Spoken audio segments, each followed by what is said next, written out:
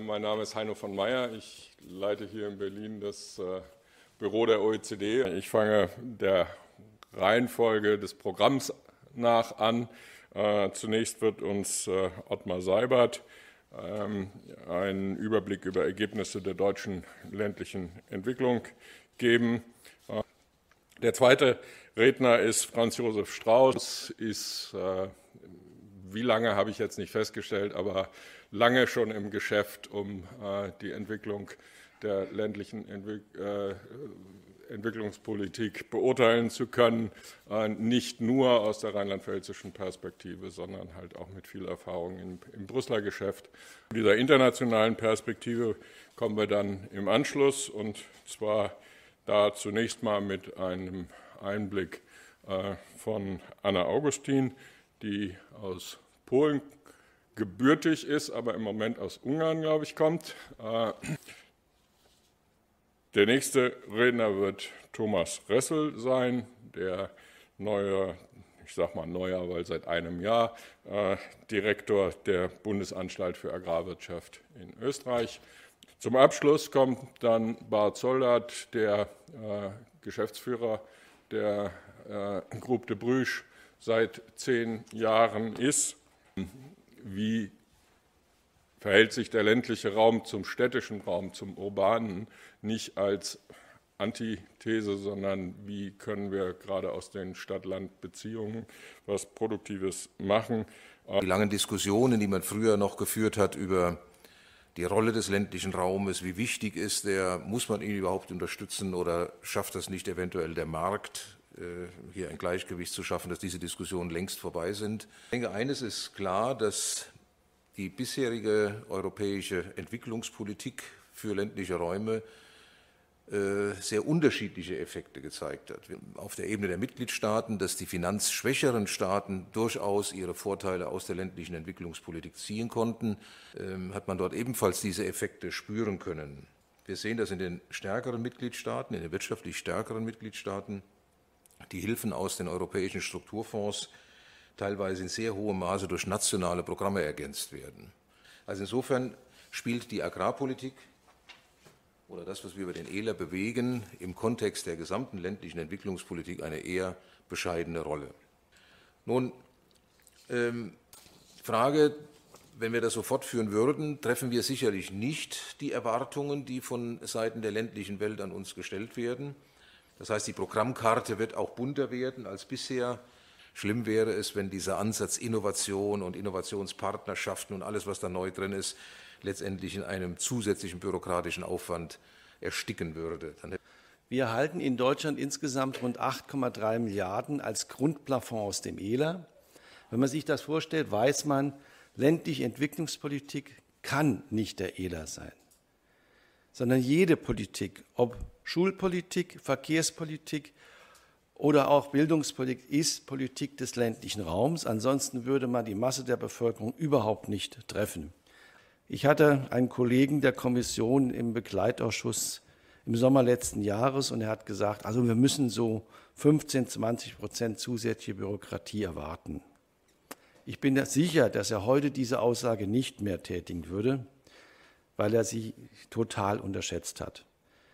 Kleine Projekte so mit Risiko anzusehen wie millionengroße Förderprojekte, halte ich wirklich für überzogen. Hier wird mit Kanonen auf Spatzen geschossen. So, einen herzlichen Dank für die Einladung zu dieser Runde heute. Gibt mir die Möglichkeit, das Programm der ländlichen Entwicklung in Österreich ein bisschen vorzustellen. Natürlich der Rahmen von 20 Minuten sprengt das Ganze. Die Kommission Barroso, der alte Kommissionspräsident, hat ja Österreich gelobt für seine Programme der ländlichen Entwicklung.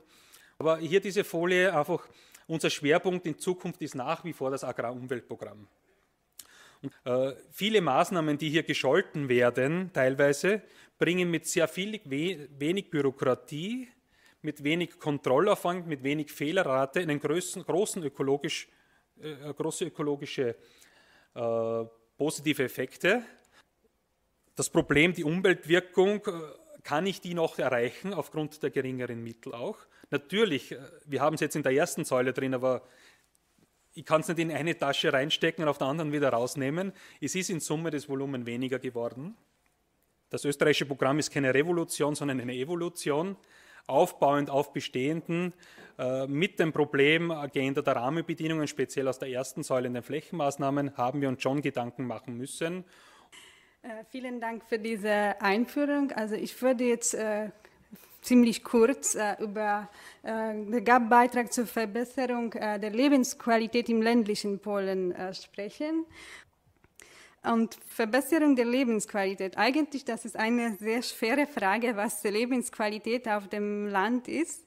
Und sind die Projekte, die ich da gezeigt habe und viele andere, nachhaltig als EU-Mittel? Also die kriegen ganz viel Geld. Und was passiert danach? Wie können wir die Lebensqualität auf dem Land messen und evaluieren? Ja, die Politik für die Entwicklung des ländlichen Raums in den Niederlanden. Und dann die große Frage, ja, Heino hat das schon am Anfang gesagt, hat die Niederlande überhaupt noch ländliche Gebiete? Mal, ein bisschen provozierendes Foto, aber ich denke schon. Das ist eine kleine Revolution, die in Holland, in Nederland geschehen ist.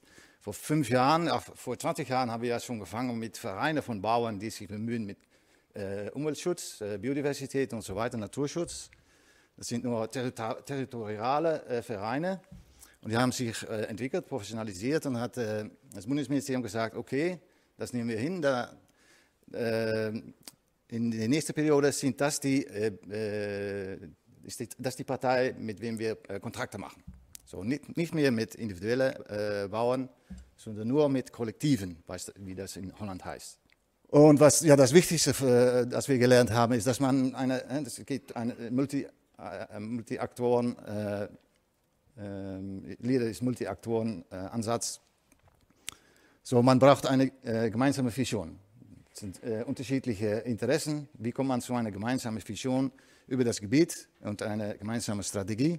Und dafür ist ein langfristiger Ansatz notwendig. Man braucht Zeit dafür. So, mit einem LEADER-Programm ist man nicht fertig. Man braucht mindestens 2 Programme, um wirklich etwas zu machen. Ländliche Gebiete sind mehr als nur Landwirtschaft, wir haben ja schon besprochen, nicht nur sektorale Politik betreiben, aber auch territoriale Politik machen. Und das ist okay, auch im Interesse der Landwirtschaft selbst. Man vergisst das manchmal. In Holland ist das so. Die Landwirtschaft braucht die Stadt, braucht auch andere Sektoren, um zu überleben.